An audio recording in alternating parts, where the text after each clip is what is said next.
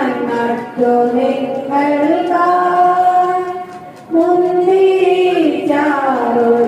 തീവെച്ചു എങ്കിലും ഈ കൈപ്പൊഴിയല്ലോ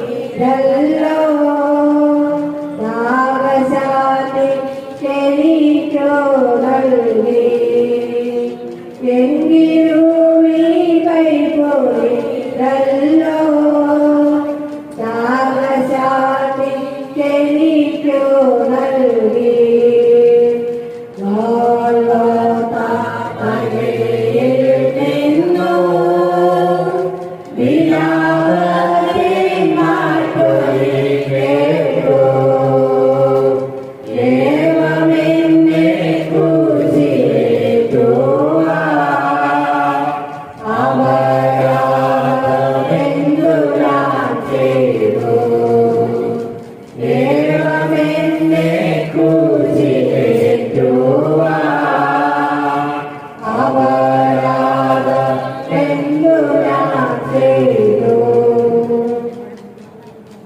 മാറ്റമില്ലാത്ത ദൈവത്തിന്റെ വചനമാണ് നമ്മളുടെ ജീവിതത്തിന്റെ എല്ലാ വിജയങ്ങൾക്കും അടിസ്ഥാനമായി നിൽക്കുന്നത്.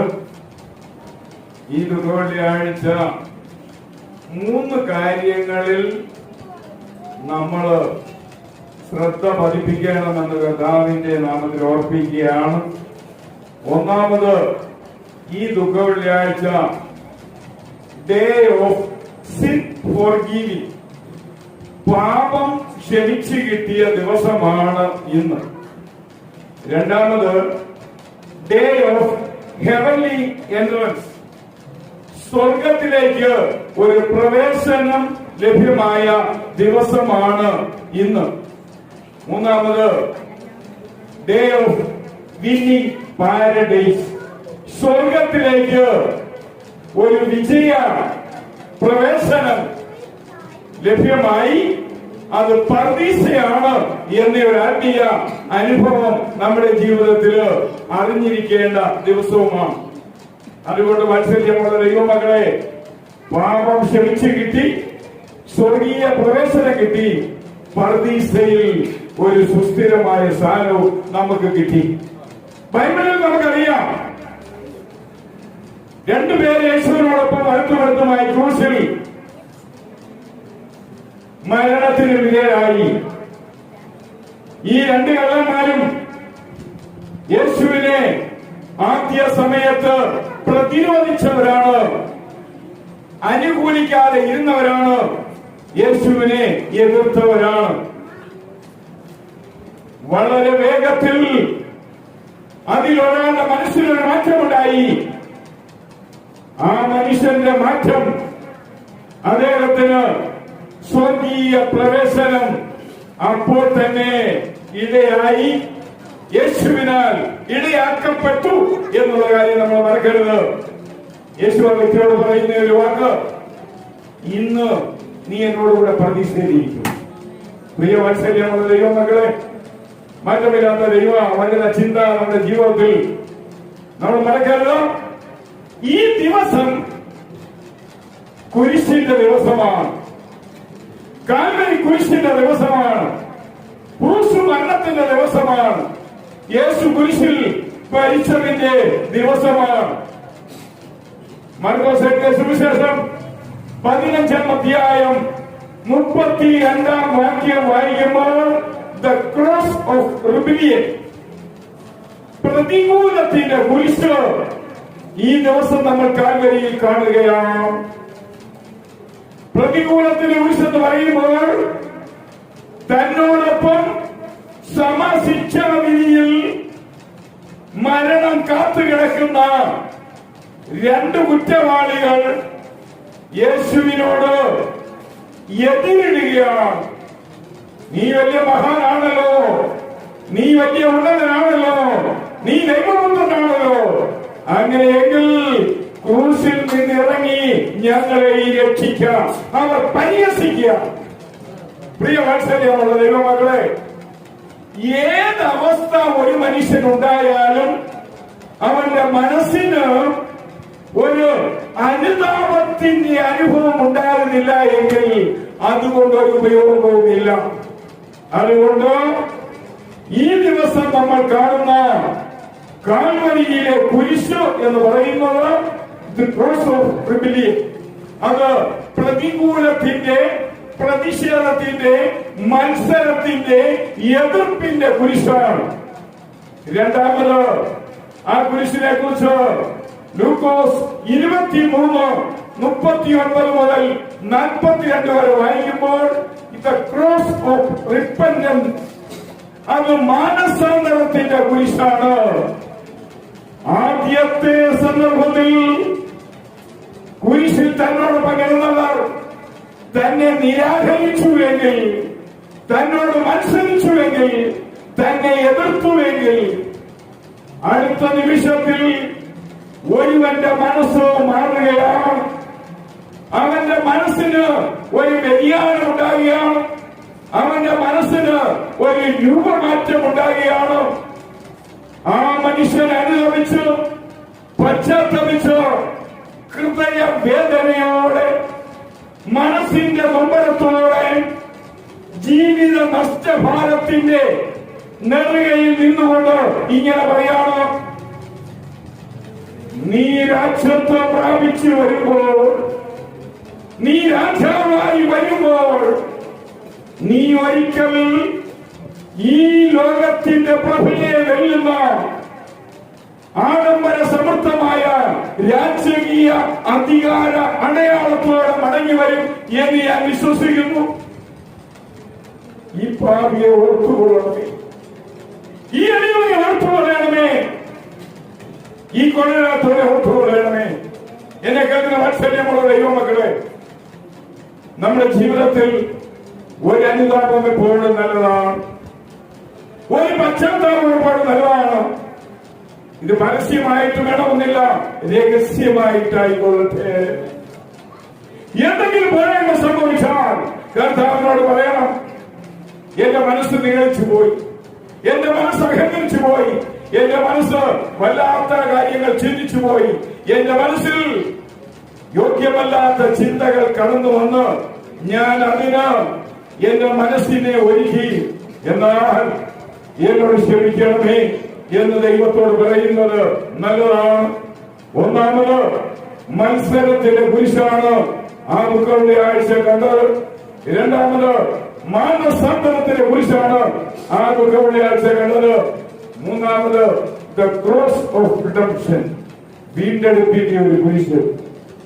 1 Corinthians 1 അധ്യായം അതിന്റെ 30 വാക്യത്തിൽ അപ്പോസ്തലനായ പൗലോസ് പറയാണ്, കൊരിന്ത്യർക്ക് എഴുതിയ പൗലോസിന്റെ 1 ലേഖനം 1 അധ്യായം അതിന്റെ 30 വാക്യം, അവനാൽ നിങ്ങൾ ക്രിസ്തുയേശുവിലായിരിക്കുന്നു, അവൻ നമ്മെ ദൈവത്തിൽ നിന്ന് ജ്ഞാനവും നീതിയും ശുദ്ധീകരണവും വീണ്ടെടുപ്പുമായി തീർന്നിരിക്കുന്നു. പ്രിയ ദൈവമക്കളെ, നമ്മുടെ വീണ്ടെടുപ്പ് എവിടെ നിന്നാണെന്നറിയാമോ? ദൈവത്തിൽ നിന്നാണ്, യേശുവിൽ നിന്നാണ്, ക്രിസ്തുവിൽ നിന്നാണ്, കർത്താവിൽ നിന്നാണ് നമ്മുടെ വീണ്ടെടുപ്പ്.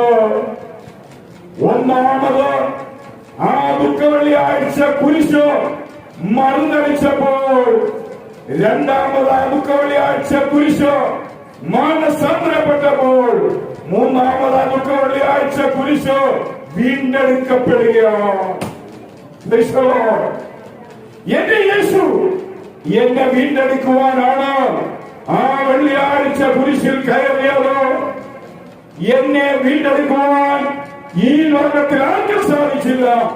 സാധിച്ച ഒരുവൻ മാത്രം, അവൻ യേശുവാണ് എന്നുള്ള കാര്യം മറക്കരുത്. അതുകൊണ്ട് പ്രിയ ദൈവമക്കളെ, മറുതലിച്ച കുരിശ്, മാനസാന്തരപ്പെട്ട കുരിശ്, വീണ്ടെടുത്ത കുരിശെങ്കിൽ അവസാനമായി ദ ക്രോസ് ഓഫ് സാൽവേഷൻ, അത് രക്ഷയുടെ കുരിശായി തീർന്നു. അത് രക്ഷയുടെ കുരിശായി തീർന്നു. ലൂക്കോസ് 23 അധ്യായം 43 വാക്യത്തിൽ 2 കള്ളന്മാർ വരുവൻ യേശുവിനോട് അവസാനമായി ഒരുപക്ഷെ താൻ മരണത്തിന് മുമ്പ് പറഞ്ഞ അവസാന വാക്കതായിരിക്കാം, നീ രാജ്യത്വം പ്രാപിച്ചു വരുമ്പോൾ ഈ കുരിശിൽ നിന്നോടൊപ്പം മരിക്കുന്ന ഈ കള്ളനായ എന്നെ ഓർക്കണമേ എന്ന് യേശു അദ്ദേഹത്തോട് പറയാണ്, നീ ഒത്തിരി ദിവസം വെയിറ്റ് ചെയ്യേണ്ട ആവശ്യമില്ല, ഇപ്പോൾ നീ എന്നോടുകൂടെ പർദീസയിൽ. ആമേൻ. പ്രിയ ദൈവമക്കളെ, നമ്മുടെ കർത്താവ് എത്ര നല്ലവനാണ്. ആ ദുഃഖവെള്ളിയാഴ്ച യേശുവിന്റെ കുരിശുമരണം, ദുഃഖവെള്ളിയാഴ്ച യേശുവിന്റെ കുരിശിലേക്കുള്ള ആ പ്രയാസമേറിയ യാത്ര, ദുഃഖവെള്ളിയാഴ്ച യേശുവിനെ പീലാത്തോസിന്റെ സിംഹാസനത്തിന്റെ മുമ്പിലുള്ള കുറ്റവിചാരണ, ഇതെല്ലാം ഓർത്തുകൊണ്ട് ഇന്ന് നമ്മുടെ ജീവിതത്തെ അവന് സമർപ്പിക്കുമോ? മത്സരത്തിന്റെ കുരിശു മാറി മാനസാന്തരത്തിന്റെ കുരിശിലൂടെ വീണ്ടെടുപ്പിന്റെ കുരിശുമായി രക്ഷാപന്താവിലേക്ക് ഈ ദിവസം നടന്നു കയറുവാൻ വാത്സല്യമുള്ള കർത്താവ് നമ്മളെ ഏവരെയും സഹായിക്കട്ടെ. ആയതിനാൽ ഈ ദുഃഖവെള്ളിയാഴ്ച നമ്മുടെ ജീവിതത്തിൽ മാനസാന്തരത്തിന്റെയും വീണ്ടെടുപ്പിന്റെയും രക്ഷയുടെയും കുരിശുമെത്തിക്കൊണ്ട് യേശുവിനെ പിൻഗമിക്കുവാൻ നമ്മുടെ ദൈവമായ കർത്താവ്, നമ്മുടെ രക്ഷകനായ കർത്താവ് നമ്മെ അനുവദിക്കട്ടെ എന്ന് ദൈവസന്നിധിയിൽ ആഗ്രഹിക്കുകയാണ് കർത്താവ്. അതിനായി ഈ ദിവസം ഈ സമയം നമുക്ക് അനുവദിച്ചു തരട്ടെ. ആമേൻ.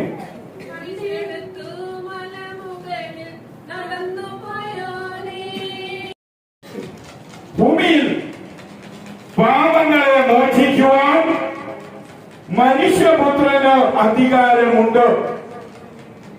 ലൂക്കോസ് 23-ാം വാക്യത്തിൽ കാൽവരി കുരിശിൽ കിടക്കുമ്പോൾ കർത്താവായ യേശു പറയുകയാണ്, പിതാവേ, ഇവർ ചെയ്യുന്നത് ഇന്നതെന്ന് ഇവർ അറിയാത്തത് കൊണ്ട് ഇവരോട് ക്ഷമിക്കണമേ. Forgiving love of Jesus. ക്ഷമിക്കുന്ന യേശുവിന്റെ സ്നേഹത്തെ ഈ ദുഃഖവെള്ളിയാഴ്ച നാം കാൽവരി ക്രൂശിൽ കാണണമെന്ന് കർത്താവിന്റെ നാമത്തിൽ ഓർപ്പിക്കുകയാണ്. രണ്ടാമത്തെ വാക്യം നിങ്ങൾ വായിക്കണം. ലൂക്കോസ് 23-ാം അധ്യായം അതിന്റെ 43-ാം വാക്യം. ഇന്ന് നീ എന്നോട് പറഞ്ഞിരിക്കുന്നു എന്ന് ഞാൻ സത്യമായി നിങ്ങളോട് പറയുന്നു. കർത്താവായ യേശു എത്ര നല്ലൊരു വാക്കാണ്, എത്ര നല്ലൊരു സന്ദേശമാണ്, എത്ര ആനന്ദകരമായ ഒരു പ്രഖ്യാപനമാണ് കുരിശിൽ വെച്ച് നടത്തിയത്. ഇന്ന് നീ എന്നോടുകൂടെ പർദീസയിൽ ഇരിക്കും, അല്ലേ? Giving love of Jesus. യേശു തന്റെ സ്നേഹത്താൽ തരുകയാണ്. യേശു തന്റെ സ്നേഹത്താൽ സമ്മാനിക്കുകയാണ്. നഷ്ടപ്പെട്ടുപോയ മനുഷ്യന്, ഒന്നുമില്ലാത്ത മനുഷ്യന് എന്തെങ്കിലും കൊടുക്കുവാൻ എന്റെ യേശുവിനെ കൊണ്ട് കഴിയത്തുള്ളൂ. അതുകൊണ്ടാണ് ക്രൂശിൽ വെച്ച് പറഞ്ഞത്, ഇന്ന് നീ എന്നോടുകൂടെ പർദീസയിലിരിക്കും. ഇതുവരെ അങ്ങനെ ഒരു സ്ഥാനം, അങ്ങനെ ഒരു പദവി, അങ്ങനെ ഒരു അവകാശം തനിക്ക് കിട്ടിയിട്ടില്ല. ആ കിട്ടാത്ത വ്യക്തിക്ക് യേശു അത് കൊടുക്കുകയാണ്. ക്രൂശിൽ വെച്ച് താൻ പറഞ്ഞ രണ്ടാമത്തെ മൊഴി, ഇന്ന് നീ എന്നോടുകൂടെ പർദീസയിലിരിക്കും. Giving love of Jesus. മൂന്നാമത്തെ മൊഴി നമുക്കൊന്ന് വായിക്കാം. യോഹന്നാൻ 19:26-27.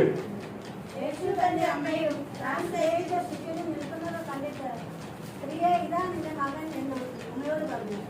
നിന്റെ ശിഷ്യനോട്, ഇതാ നിന്റെ അമ്മ എന്നും പറഞ്ഞു. ആ നാഴിക മുതൽ ആ ശിഷ്യൻ അവളെ തന്നെ വീട്ടിൽ കൈക്കൊണ്ടു. മൂന്നാമത്തെ മൊഴി കെയറിംഗ് ലവ് ഓഫ് ജീസസ്. കരുതുന്ന യേശുവിന്റെ സ്നേഹമാണ്. യേശു മരണത്തിലേക്ക് പോവുകയാണ്.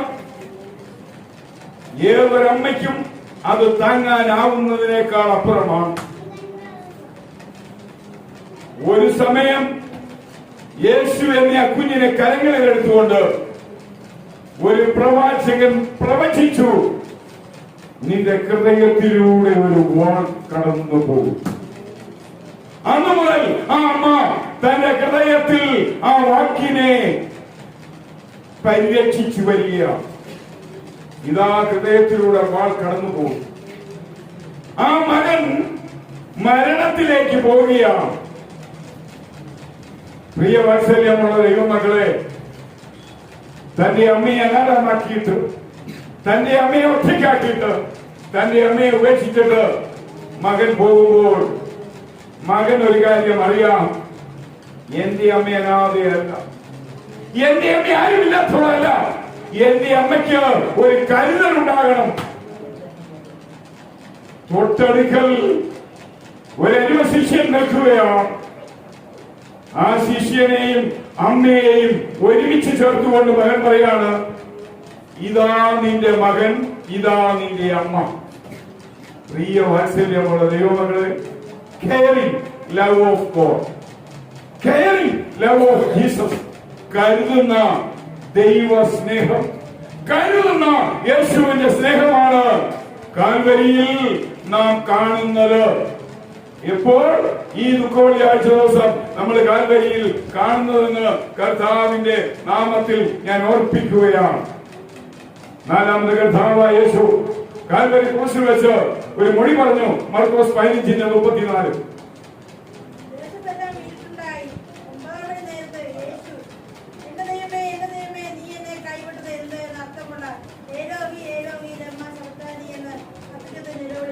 പ്രിയ വാത്സല്യമുള്ള ദൈവമക്കളെ, ക്രൂശിൽ വെച്ച് ജീവൻ വെടിയുന്ന കർത്താവ് എലോഹി എലോഹി, എന്റെ ദൈവമേ, എന്റെ ദൈവമേ, നീ എന്നെ കൈവിട്ടതെന്ത്? Self giving love of God, സ്വയം ഏൽപ്പിച്ചു കൊടുക്കുന്ന ദൈവസ്നേഹം. ആരുമില്ല, തന്നെ താങ്ങുവാൻ ആരുമില്ല, തന്നെ തുണയ്ക്കുവാൻ ആരുമില്ല, തന്നെ സഹായിക്കുവാൻ ആരുമില്ല. അപ്പം ഭക്ഷിച്ച് തൃപ്തരായവർ എവിടെ? കാഴ്ച ലഭിച്ച് ഓടിപ്പോയവർ എവിടെ? സൗഖ്യം പ്രാപിച്ച് മുടന്തുമാറി ശക്തമായി ജോലി ചെയ്തവർ എവിടെ? മരണത്തിൽ നിന്ന് ഉയർത്തെഴുന്നേറ്റ് വലിയ സദസ്സിലിരുന്ന വ്യക്തി പോലും എവിടെ? പ്രിയ വാത്സല്യമുള്ള ദൈവമക്കളെ, ആരുമില്ല. അപകടം, അനർത്ഥം, അന്ത്യം അത് അത്യാസന്നമാകുമ്പോൾ നമ്മൾ പ്രതീക്ഷിക്കുന്ന പലരും അവിടെ ഹാജരായിരിക്കത്തില്ല. പ്രിയ വാത്സല്യമുള്ള ദൈവമക്കളെ, എന്റെ ദൈവമേ, എന്റെ ദൈവമേ, എന്നെ കൈവിട്ടത് എന്ത്? കാരണം എല്ലാവരും കൈവിടുകയാണ്, എല്ലാവരും ഉപേക്ഷിക്കുകയാണ്. Self giving love of Jesus, സ്വയം നൽകി കൊടുക്കുന്ന ദൈവ സ്നേഹമാണ് ആ കാൽവരി ക്രൂശിൽ നമുക്ക് കാണുവാൻ കഴിയുന്നത്. പ്രിയ വാത്സല്യമുള്ള ദൈവമക്കളെ, അഞ്ചാമതായി ക്രൂശിൽ വെച്ച് കർത്താവായ യേശു പറയുന്ന കാര്യം യോഹന്നാൻ 19:28 നമുക്ക് വായിക്കാം.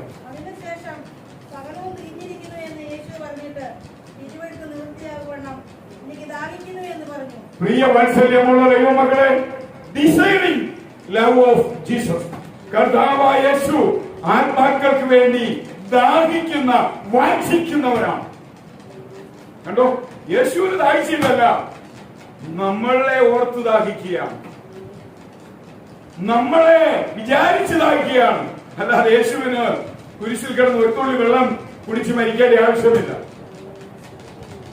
പ്രിയ വാത്സല്യമുള്ള ദൈവമക്കളെ, നമ്മളെ രക്ഷിക്കുവാൻ സഹായിക്കുന്ന ദൈവസ്നേഹം, കാൽവരിയിൽ പാപികളെ രക്ഷിക്കുവാൻ ദാഹിച്ച് ഒരിറ്റു വെള്ളത്തിനു വേണ്ടി അപേക്ഷിക്കുന്ന യേശുവിന്റെ സ്നേഹം നാം ഈ ദിവസം മറന്നു പോകാതെ ഓർത്തിരിക്കേണ്ടത് അനിവാര്യമാണെന്ന് കർത്താവിന്റെ നാമത്തിൽ ഞാൻ ഓർപ്പിക്കുകയാണ്. ആറാമതായി യോഹന്നാൻ 19:30 നമുക്കൊന്ന് വായിക്കാം.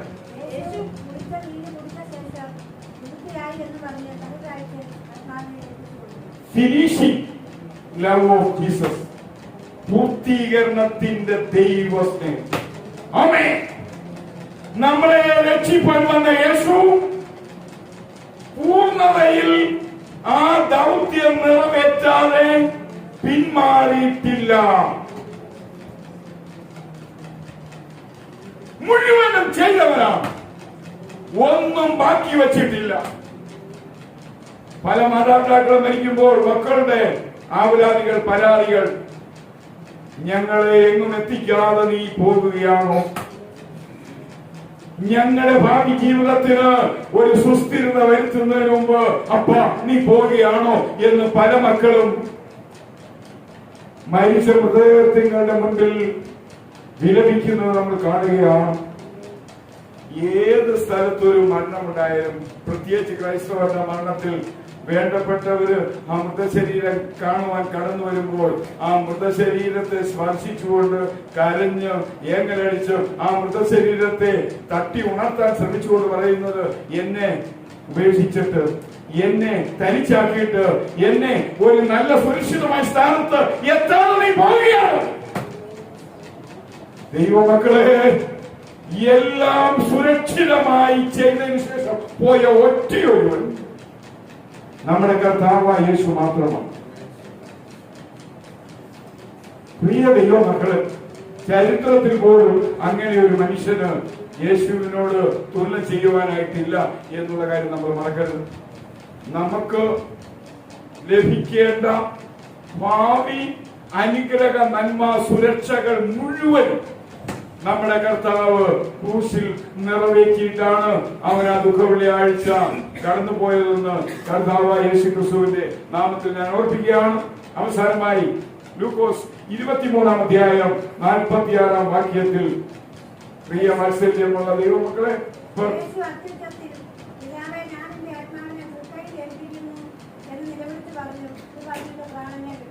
കമ്മിറ്റ്മെന്റ്, ലവ് ഓഫ് ജീസസ് സമർപ്പിക്കുകയാണ്. പിതാവേ, നീ ആത്മാവിനെ നിന്റെ കരങ്ങളിൽ സമർപ്പിക്കാം.